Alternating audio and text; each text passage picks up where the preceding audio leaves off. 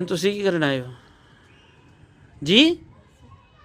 ਓਏ ਹੋਏ, ਪੈਸੇ ਦੀ ਤੇ ਅੱਗੇ ਗੱਲ ਹੋ ਰਹੀ ਏ, ਤੂੰ ਵੀ ਅੱਗੇ ਪੈਸੇ ਦੀ ਗੱਲ ਲੈ ਕੇ ਆ ਗਿਆ। ਤਿਲਕ ਦਿੰਤਾ ਪੈਸੇ ਪੈਸੇ ਆ ਬਾਬੇ ਨੂੰ ਰਾਤ ਦਾ ਭਾਜਨ ਤਿਲਕ 1.5 ਲੱਖ ਰੁਪਇਆ ਵਜਾ, ਬਾਬੇ ਨੇ ਮਕਾਨ ਵਿਕਾਤਾ ਤੇ ਬਾਬੇ ਚ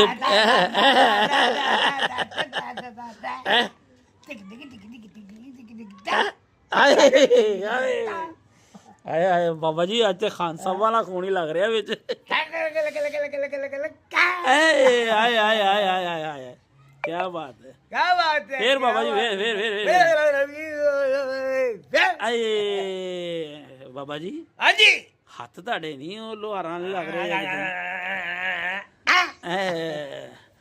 ਠੀਕ ਹੈ ਜੀ, ਅੱਲਾਹ ਪਾਕ ਖੁਸ਼ ਪਾਸ਼ ਰੱਖੇ ਹੈ ਜੀ ਬਾਬਾ ਜੀ ਨੇ ਵੀ, ਸਭ ਦੋਸਤਾਂ ਨੂੰ ਵੀ, ਤੇ ਅੱਲਾਹ ਪਾਕ ਸਾਨੀਆਂ ਪੈਦਾ ਕਰੇ ਜੀ। ਤੇ ਸ਼ੌਕ ਹੁੰਦਾ ਹੈ, ਸ਼ੌਕ ਰਹਿਣ ਦਿਆ ਕਰੋ, ਕਾਰੋਬਾਰ ਨਾ ਬਣਾਓ ਯਾਰ। ਤੇ ਕੱਲ ਵਾਸਤੇ ਸਾਨੂੰ ਦਵੋ ਇਜਾਜ਼ਤ। ਅੱਲਾਹ ਹਾਫਿਜ਼। अल्लाह हाफिज।